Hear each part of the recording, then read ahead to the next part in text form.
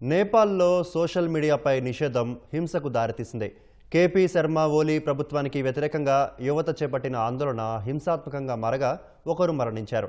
80 మందికి పైగా గాయపడ్డారు. వేలాది మంది ఆందోళనకారులు నేపాల్ పార్లమెంటు వద్ద దూసుకొస్తున్న క్రమంలో భద్రతా దళాలతో ఘర్షణ జరిగింది. హిమాలయ దేశంలోని ప్రతి గ్రామంలో నిరసనలు వెల్లువెత్తుతున్నాయి.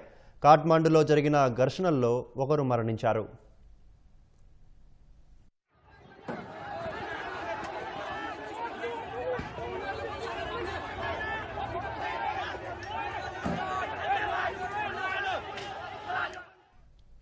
భద్రతా బలగాలు కాల్పులు జరిపి ఆందోళనకారులను అదుపు చేసేందుకు యత్నించారు.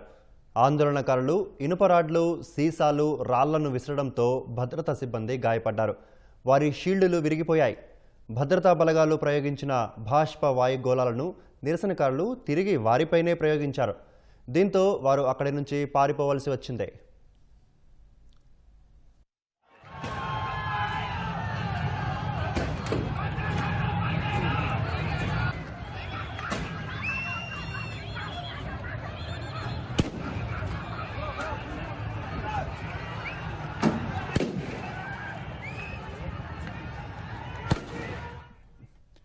ఒకేసారి అధిక సంఖ్యలో సామాజిక మాధ్యమాలను నిషేధించడం వల్ల ఉపాధి దెబ్బతిందని ఆందోళనకారులు ఆగ్రహం వ్యక్తం చేశారు.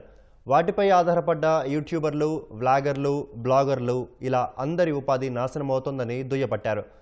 ప్రభుత్వ అవినీతిని కప్పిపుచ్చడానికే ఇలా చేశారని మండిపడ్డారు.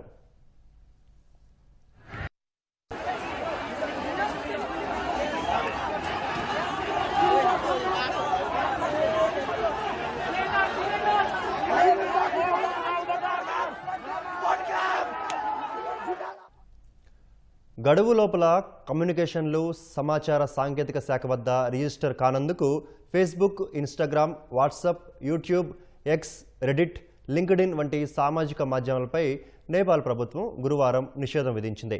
ఈ మాధ్యమాలు ఆగస్టు 28 నుంచి 7 రోజుల్లోగా రిజిస్టర్ కావాల్సి ఉంది. టిక్టాక్, వైబర్, విట్క్, నింబజ్, పోపో లైవ్ మాత్రం రిజిస్టర్ అయ్యాయి. టెలిగ్రామ్, గ్లోబల్ డైరీలు రిజిస్ట్రేషన్ కోసం దరఖాస్తు చేశాయి. వాటికి ఆమోదం తెలిపే ప్రక్రియ నడుస్తోంది. కీలకమైన ఫేస్బుక్, వాట్సాప్, ఇన్స్టాగ్రామ్, యూట్యూబ్, ఎక్స్లకు దూరమవడంతో నేపాల్ యువత రోడ్డెక్కింది. నేపాలీ కళాకారులు, నటులు, సంగీతకారులు నిరసనలకు మద్దతు పలకడంతో అది తీవ్ర రూపం దాల్చింది. ప్రభుత్వ నిషేధం భావ ప్రకటన, పత్రికా స్వేచ్ఛకు భంగకరమని, రాజ్యాంగం భరోసా ఇచ్చిన సమాచార హక్కును కాలరాస్తోందని నేపాల్ పాత్రికేయుల సమాఖ్య విమర్శించింది. సామాజిక మాధ్యమాలపై నిషేధాన్ని వెంటనే తొలగించాలని డిమాండ్ చేసింది.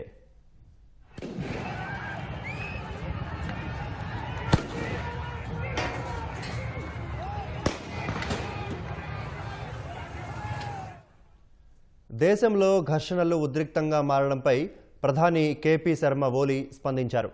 తమ నిర్ణయాన్ని సమర్థించుకున్నారు. దేశ గౌరవానికి భంగం కలిగిస్తే సహించబోమని స్పష్టం చేశారు. చట్టాలను ఉల్లంఘించి ఆ సంస్థలు వ్యాపారం చేస్తున్నాయని, వాటిని సహించబోమని వివరించారు. సామాజిక మాధ్యమాలను నిషేధించడం వల్ల కొంతమంది ఉపాధి కోల్పోతారని, అయితే దానికన్నా దేశమే తనకు ముఖ్యమని వ్యాఖ్యానించారు.